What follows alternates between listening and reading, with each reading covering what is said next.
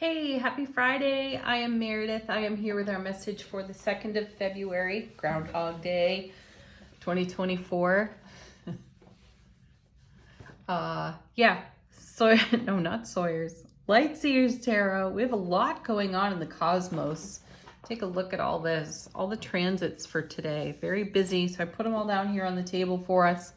What do we have going on? We've got the sun in Aquarius, the moon is in Scorpio, and all the transits that are taking place. We've got the moon trining Saturn, which is going to engage our persistence and self-reliance and probably stimulate some very practical and organized thoughts or contemplations. I feel a big day for contemplating, reflecting, based on what I'm seeing here with the transit cards. Also, I'm feeling a good sense of taking action on the blessings we are counting.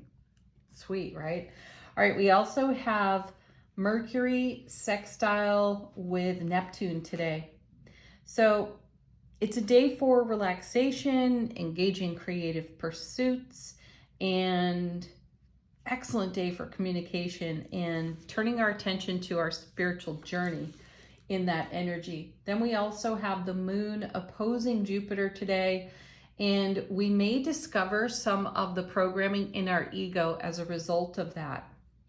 So more contemplation there, and no real major drama with it, which is wonderful. What I sense there is that the simple becomes really profound.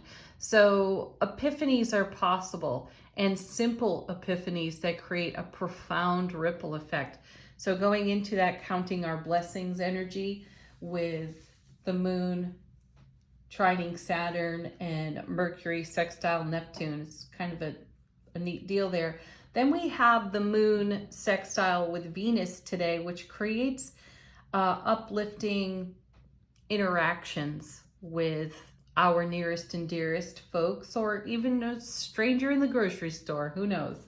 Then at last we have the moon squaring the sun, and this is where some of our contemplation will have us noticing a change in our circumstances and a new found strength within our self-relationship and a desire to make changes based on that newfound strength.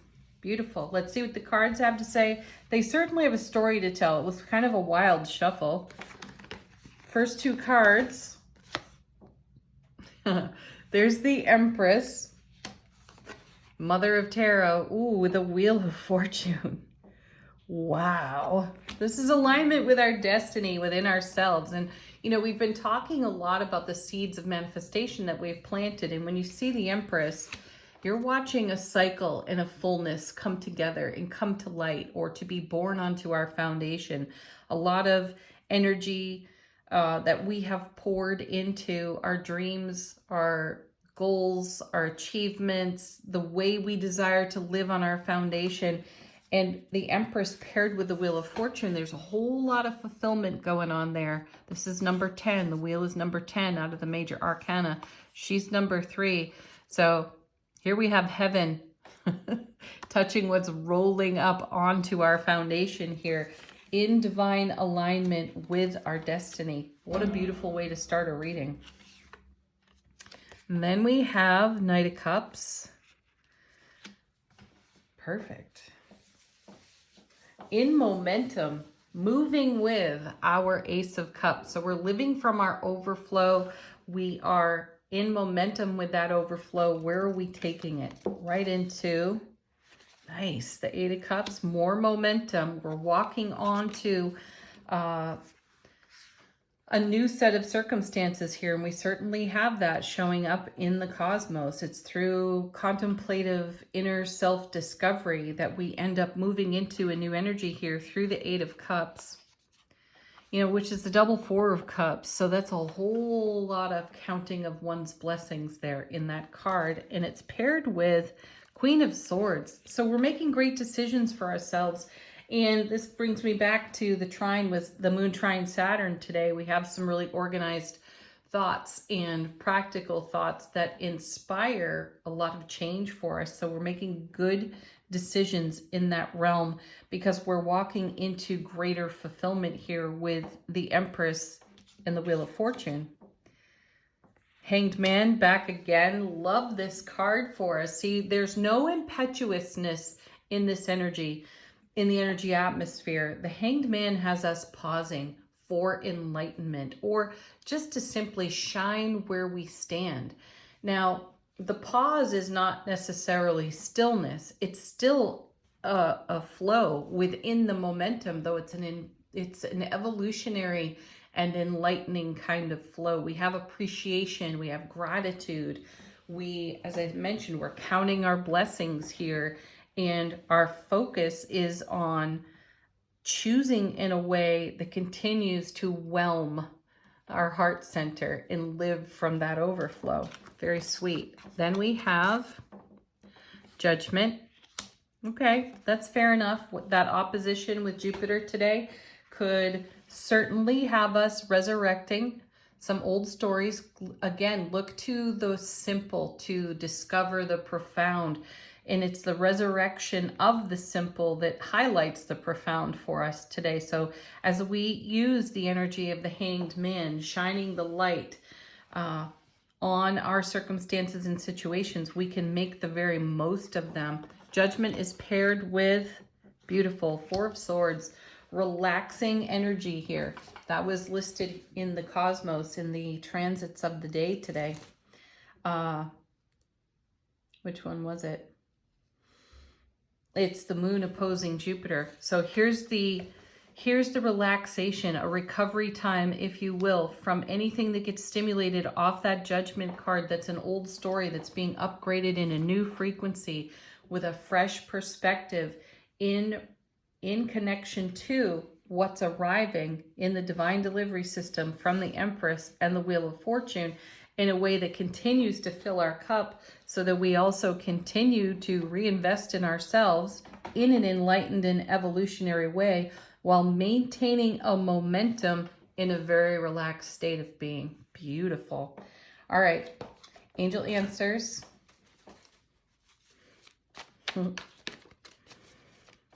Questions, confirmations out of this deck. I'm still, oh wait, no, bottom of the deck. I'm getting ahead of myself. I knew something was off there. What's going on behind the scenes that we're not exactly aware of? Oh, look at that. Ace of Cups. We needn't pull another card there. However, that's great confirmation for us with the Empress in the wheel over here, the Knight of Cups here, pausing for enlightenment or being at a relaxed state of being, Four of Swords, while we allow all the blessings to continue blessing us, to continue overflowing our cup here.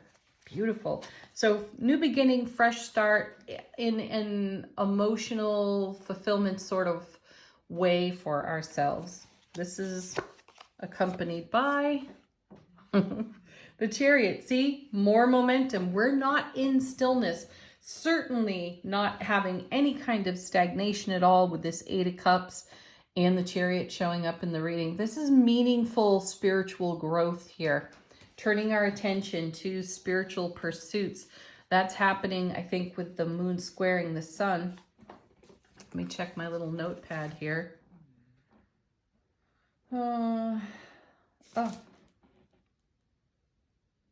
Anyway. Yeah, no, that's actually the Mercury sextile with Neptune. I don't know if I mentioned that or not. It's a relaxation, creative energy, great communication, spiritual pursuits. Definitely feeling that here between this Ace and the Chariot, as well as the Empress and the Wheel. And even here with the Queen paired with the Eight. It's amazing. So this relaxed approach over here in the Four of Swords is a grace for us in the day. So our momentum is actually quite dynamic, and we're moving right along in this overflow of love, bliss, joy, happiness. Feels to me like that's going to pick up even more speed for us through the weekend. Next, we have the Death card. Yeah, because we're transforming. Final card off the bottom of the deck. Look at that, the Four of Cups. So now that shows up really 3 times over. If the 8 is a double 4 of cups, and here's the 4 of cups itself, there's a lot of blessings being counted, and that makes way for it, opens a door for Wheel of Fortune, even more transformative death card, dynamic energies, Chariot, to flow out of this Ace of Cups. So this is what we don't necessarily see coming in all this practical, contemplative, simple yet profound style of energy that's down on the table in the main body of the reading. It's creating a waterfall of blessings for us. A lot of emotional fulfillment. All right, now we can move on to angel answers, questions, queries, confirmations, put them to the deck. And we have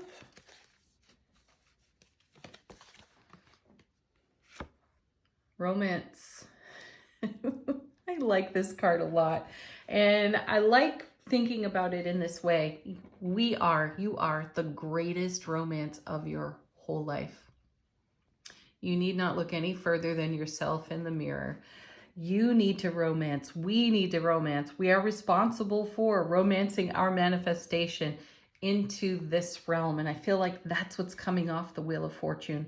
Lots of fulfillment because of the way we show up in our world and how we get met as a result. And then the ripple effect that comes from that. This is why the Ace of Cups is overflowing. And what a beautiful energy atmosphere to be in contemplation of these lovely energies. Paired with don't stop. Yeah, don't stop romancing your dream. Oh, why would we, right?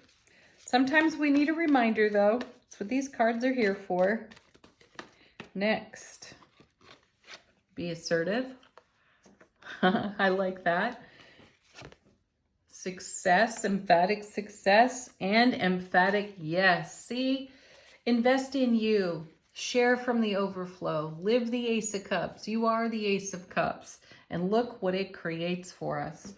Final word on the reading from angels and ancestors. How is our soulful presence informing our waking consciousness?